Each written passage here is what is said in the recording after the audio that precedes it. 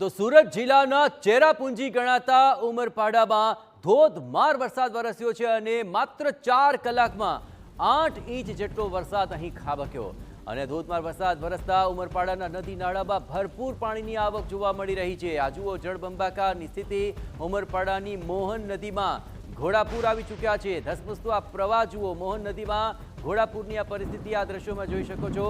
મોહન નદીમાં ઘોડાપૂર આવતા નદી હાલ બે કાંઠે ભયજનક પ્રવાહ સાથે આગળ વધી રહી છે। અહીંના શરદા મુખ્ય ગામ અને અન્ય ફળિયાને જોડતો માર્ગ પાણીમાં ગરકાવ થઈ ચૂક્યો છે। શરદા ગામમાં લોકો મુશ્કેલીનો કરી રહ્યા છે સામનો। સ્વાભાવિક છે 4 જ કલાકની અંદર એક સાથે અનરાધાર 8 ઇંચ જેટલો વરસાદ ખાબક્યો અને તેને કારણે આ પરિસ્થિતિનું નિર્માણ થયું છે। સુરત જિલ્લાનું આ ચેરાપુંજી છે અને ઉમરપાડામાં આવો ધોધમાર વરસાદ વરસતા જે પરિસ્થિતિ સર્જાય છે તેની આ તસવીરો આપ જોઈ રહ્યા છો। મોહન નદીમાં ઘોડાપૂર તેને કારણે આવી ચૂક્યા છે।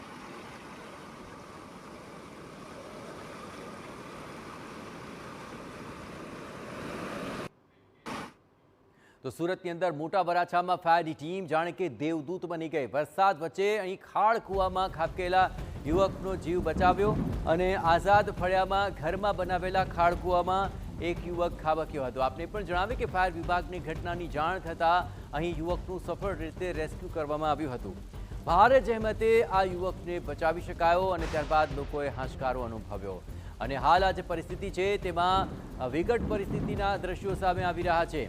યુવકનો જીવ બચતા લોકોએ પણ હાશકારો લીધો હતો અને આપ જુઓ કેટલો જીવ સટોસટનો ખેલ ખેલીને આખરે આ યુવકને બચાવી શકાયો હતો।